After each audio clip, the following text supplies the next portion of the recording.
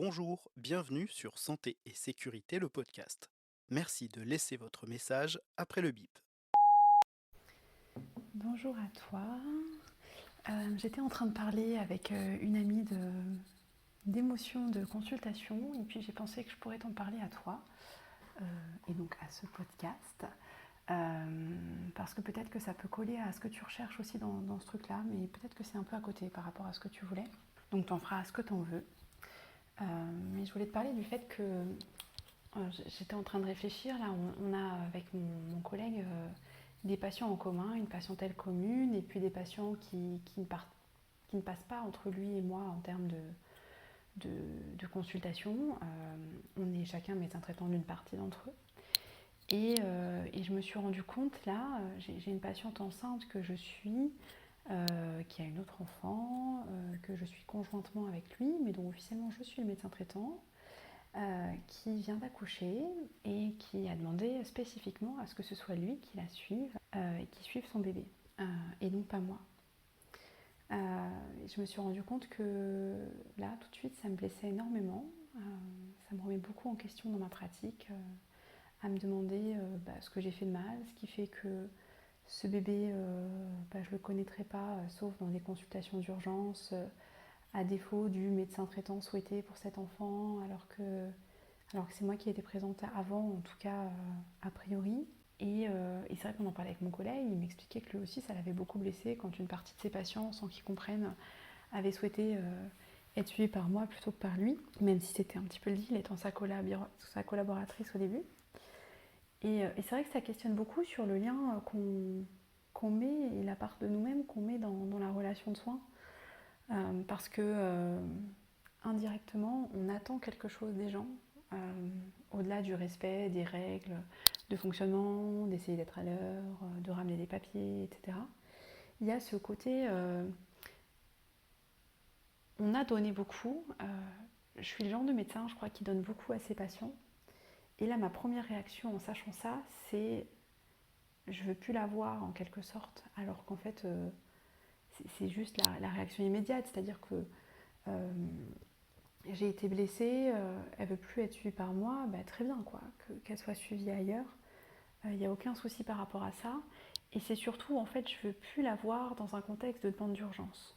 Un petit peu comme les gens qui choisissent d'avoir un pédiatre pour suivre leur enfant, et qui se rappellent qu'on existe, nous, quand le pédiatre n'est pas disponible. Et ça, c'est souvent d'ailleurs le mercredi, le samedi matin, quand on travaille le samedi matin, le vendredi soir, avant le week-end, parce que là, il y a le week-end, on est un petit peu stressé.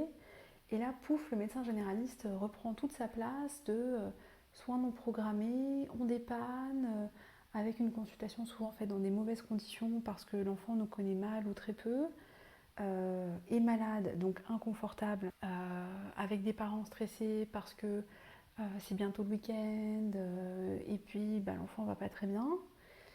Et c'est vrai que ça remet un peu la posture là, quand les patients choisissent décemment quelqu'un d'autre à nous, on est là que pour le par défaut, on n'est pas choisi, entre guillemets.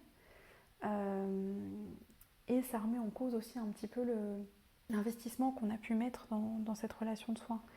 Et je sais que par exemple, voilà, pour mes patients, je donne beaucoup, peut-être trop. J'en avais discuté déjà avec des collègues, etc. Mais mais il y a ce côté, voilà, moi les enfants que je suis, les patients, les familles le savent, je leur explique. Elles peuvent me laisser un message, ces familles.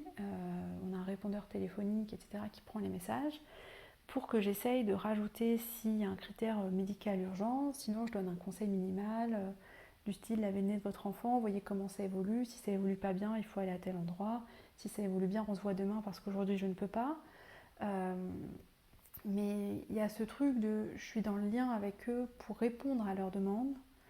Euh, et là, ça n'a pas marché. Il y a eu un dysfonctionnement qui remet en cause qui je suis en tant que médecin. Est-ce que ça vaut vraiment le coup en fait de faire tant d'efforts finalement pour les patients pour qu'au final ils ne nous choisissent pas. Et je le fais pas pour être choisie, je me rends bien compte, hein, je le fais parce que c'est comme ça que j'estime que je vais apporter une solution de soins qui me semble adaptée et c'est comme ça que j'aimerais être prise en charge en tant que patiente, c'est-à-dire que il y a une place en urgence, je la prends très bien, il n'y a pas de place, j'aimerais qu'on me dise si c'est urgent, pas urgent, s'il faut consulter, si on peut me rajouter, s'il faut que j'aille aux urgences. Finalement, ce travail un peu de tri qui me semble important. J'ai apprécié, moi, quand mon médecin traitant m'avait rajouté pour une urgence médicale, quand j'en avais eu besoin à une heure qui n'était pas forcément toujours pratique, alors que lui, il avait fini ses consultations, il m'avait rajouté parce qu'il savait qu'il y avait une vraie urgence.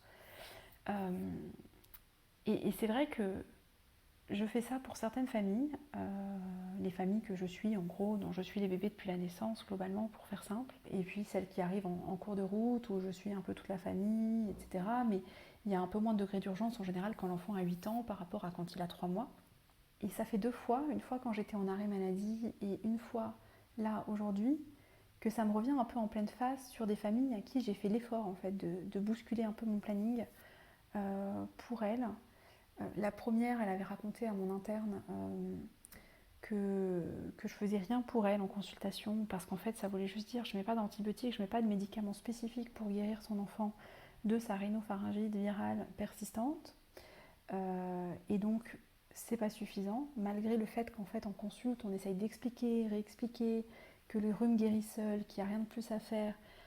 C'est vrai qu'à contrario, une fois que les gens sortent de notre bureau, ils entendent ce message, mais ils entendent aussi plein de messages contradictoires dans la vraie vie de bah, il faudrait tel ou tel médicament, il y a des pubs à la pharmacie, des pubs à la télévision, des pubs à la radio, il y a les collègues, les amis, les autres parents, l'assistante maternelle, la crèche qui donnent des messages un peu contradictoires à ce qu'on essaye d'inculquer en termes d'éducation à la santé. Donc c'est pas forcément facile pour les gens de s'y retrouver. Mais au final, ce qui restait de toutes ces consultes, c'était je ne fais rien pour son enfant. Et donc c'était un coup un peu dur. Et là, voilà, malgré une grossesse suivie, je ne suis pas la personne qui va suivre cet enfant qui vient de naître. Euh, Ça me questionne beaucoup sur le fait que est-ce que je fais trop, pas assez, mal. Est-ce que ça fait sens? Après, c'est vrai qu'en en discutant avec mon ami, je me disais que d'autres familles avaient choisi d'être avec moi, avaient conseillé même à leurs proches d'être avec moi. J'ai volonté de me former un peu plus en pédiatrie parce que maintenant que ma patientèle est très pédiatrique, je crois qu'il y a des choses qu'il faut que je mette à jour, même si j'ai fini mes études récemment, pour aussi avoir de la subtilité dans la pathologie pédiatrique que j'ai pas forcément eu lorsque j'étais interne ou externe, et pouvoir être plus affirmée dans mes prises de position sur tel ou tel traitement c'est dangereux, tel ou tel traitement c'est pas adapté, il faudrait tel ou tel traitement, c'est urgent.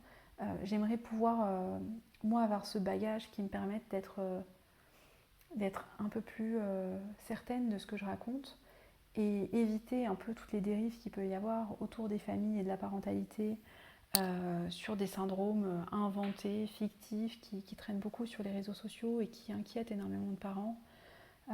Pouvoir affirmer avec certitude que non, il ne faut pas de casque pour cette plagiocéphalie, donc c'est la tête un peu plate pour cet enfant, même si effectivement 3 personnes vous ont dit qu'il en fallait, je détiens la connaissance. J'aime pas trop cette posture de détenir la connaissance parce que j'estime qu'en fait la connaissance évolue tout le temps et qu'on n'est pas toujours détenteur de la vérité.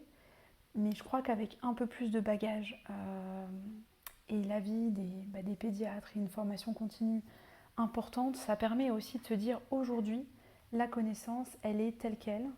Et du coup, elle est importante à mettre en place et à valider auprès des familles, auprès du quotidien en fait. Et je pense que je manque peut-être un petit peu de ça aussi dans ma posture de médecin. Et j'aimerais vraiment voilà, réussir à garder ce lien et cette expertise tout en étant sûre et protéger aussi mes propres émotions de bah tiens là j'ai pas été choisie, c'est blessant.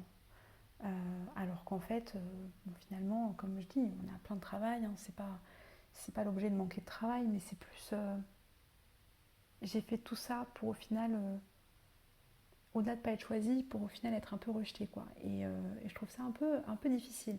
Ce contrat un peu médecin traitant, il implique, comme aime le dire notre ministre, des droits et des devoirs.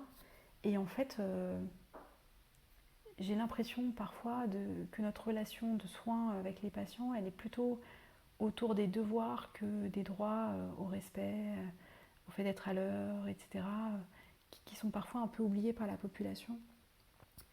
Et, et voilà, je vois, il y a des collègues qui sont agressés, je vois qu'on se fait parfois voler du savon. Quand il y a eu la pandémie Covid, on s'était fait voler plein de solides hydroalcooliques que j'avais réussi à obtenir via un réseau de pharmacie, parce que c'était un peu la détresse, mais à la fois, on est les professionnels de santé, on est là en première ligne, on est là pour les gens, on est là presque au chevet des gens, et parfois le retour n'est pas toujours en adéquation. Et les retours qu'on peut lire sur les réseaux ou sur les langages des politiques, etc., sur ce qu'on fait, sur ce qu'on devrait être, sur ce qu'on devrait faire, toujours plus souvent, etc., c'est pas toujours évident parce que ça remet beaucoup en question tout ce qu'on essaye déjà de mettre en place. Enfin voilà, je voulais te partager cette petite réflexion, je ne sais pas si ça t'intéressera. Et c'est un petit peu brouillon, mais j'espère que ça t'ira. Bonne journée. Santé et sécurité, le podcast.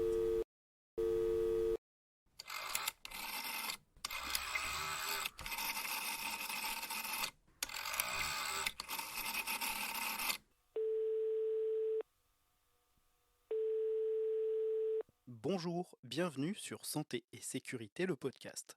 Merci de laisser votre message après le bip. Je complète juste quand même, parce que là, ça me vient. J'ai conscience que les patients ne nous doivent rien, que ça reste des relations humaines, et que forcément, il y aura des moments où ce sera un petit peu blessant. Là, je te parle de 2 situations, donc sur toute une carrière, même si elle n'est pas très longue, c'est pas non plus, voilà, on ne se sent pas blessé en permanence. Ça remet surtout en cause, voilà, toute l'implication que nous on y met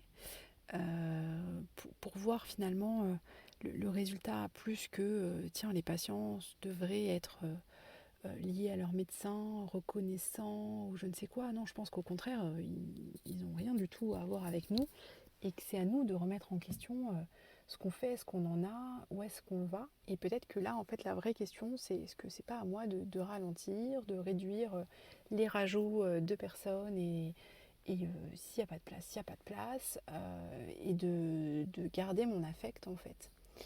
Et ma deuxième question tout de même, c'est que on nous parle souvent du fait que nos émotions professionnellement, on devrait un petit peu les garder pour nous, puisque finalement là c'est qu'une histoire un petit peu d'émotion et d'ego qui m'a un petit peu blessée dans cette histoire. Mais voilà, il faudrait qu'on mette nos égos et nos émotions un petit peu de côté.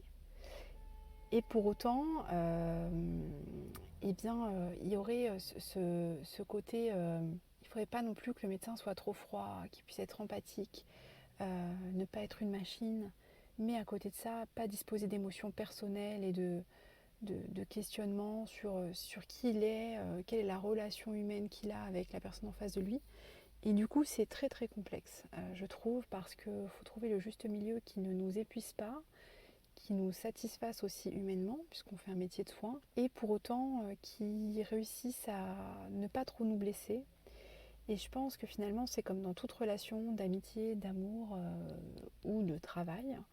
Il y a des moments où forcément ça ne marchera pas, quelle qu'en soit la raison. Peut-être qu'un jour j'ai été trop ci ou trop ça, ou pas assez ci ou pas assez ça, ou peut-être qu'il n'y a même pas d'explication. Peut-être que c'est un problème purement organisationnel, peut-être que voilà, c'est juste comme ça. Néanmoins, il faut réussir à vivre avec, à avancer. Et là, je t'en parle très à chaud, donc je suis un peu dans l'émotion, mais en vrai, demain, ce sera derrière moi. C'est-à-dire que voilà, il n'y a pas de souci par rapport à ça. Je vis très bien, hein, c'est très émotionnel. Mais c'est vrai que les propos pourraient être un petit peu détournés ou modifiés, alors qu'en fait, il n'y a rien de très grave dans tout ça. Euh, mais voilà, on est là, ça nous affecte quand nos patients décèdent, ça nous affecte quand on a potentiellement fait une erreur médicale, ça nous affecte quand ils décident de changer de médecin traitant, pas seulement pour un déménagement, ça nous affecte quand on se rend compte qu'ils ont été hospitalisés et qu'il y a eu quelque chose de grave, on se dit ah oui quand même, voilà, ça nous affecte quand leurs proches décèdent, ça nous affecte parce qu'en fait, on crée du lien sur la durée et que ce lien, forcément, il amène à connaître une bonne partie de leur vie, à être dans l'empathie et les moments de rupture, quels qu'ils soient, peuvent être difficiles à vivre. Santé et sécurité, le podcast.